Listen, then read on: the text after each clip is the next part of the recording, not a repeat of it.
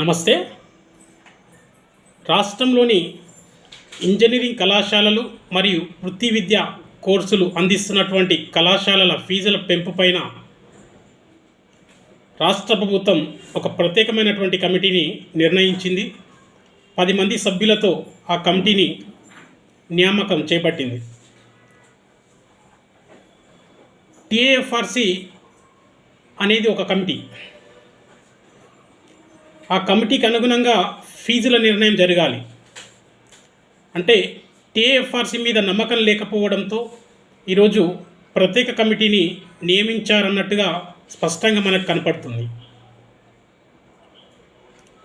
టీఏఎఫ్ఆర్సి నిర్ణయించినటువంటి ఫీజులు కాలేజీలకు అనుగుణంగా నిర్ణయించిన ఫీజుల్లాగా ఉన్నాయని ప్రభుత్వం భావించినట్టుగా స్పష్టంగా ఈ కమిటీ ద్వారానే మనకు అర్థమవుతుంది. రాష్ట్రంలో ఉన్నటువంటి కాలేజీలలో ఉన్నటువంటి సీట్లు దాదాపు 80,000 పైచిలుకు సీట్లలో ఇవాళ పేద మధ్యతరగతి విద్యార్థులు చదువుకునేటువంటి ఇంజనీరింగ్ కళాశాలలో ఫీజులు కట్టలేక కొంతమంది ఆ విద్యకు దూరం అవుతున్నటువంటి విషయం మనకు స్పష్టంగా కనపడుతుంది. దాని మీద ఆలోచించినటువంటి రాష్ట్ర ప్రభుత్వం ఫీజుల పెంపుపై ఈ సంవత్సరం ఏమి ఉండదని ప్రత్యేక జీవో జారీ చేసినటువంటి విషయం మనకు తెలిసిందే. కాలేజీలు అవలంబిస్తున్నటువంటి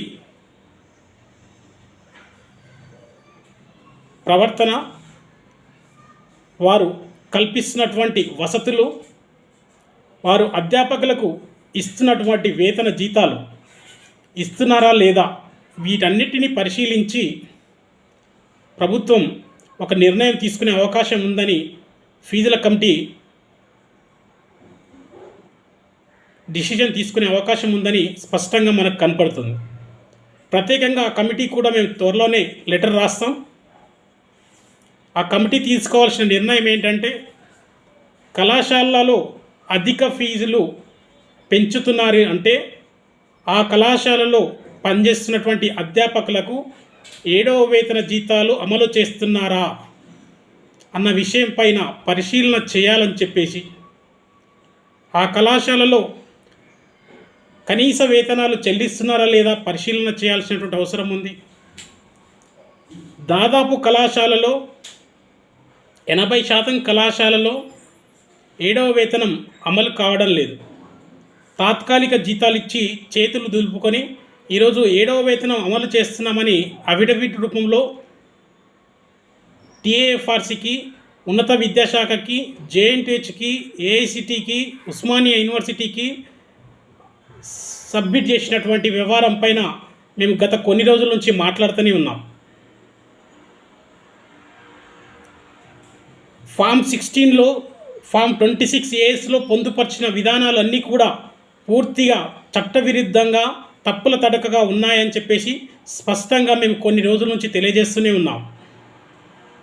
ఇప్పటికైనా రాష్ట్ర ప్రభుత్వం వేసినటువంటి ప్రత్యేక కమిటీ ఆలోచించి అధ్యాపకులకు వేతన సంఘ జీతాలు ఇస్తున్నారా లేదా, అధిక ఖర్చు అయ్యేది అధ్యాపకులకే కాబట్టి ఆ ఖర్చులు అవుతున్నాయా లేదా పూర్తిగా పరిశీలన చేసే బాధ్యత తీసుకొని విద్యార్థులపైన ఫీజు భారం మోపకుండా తగిన విధంగా నిర్ణయం తీసుకోవాలని చెప్పేసి వారికి సవినయంగా తెలియజేస్తున్నాం.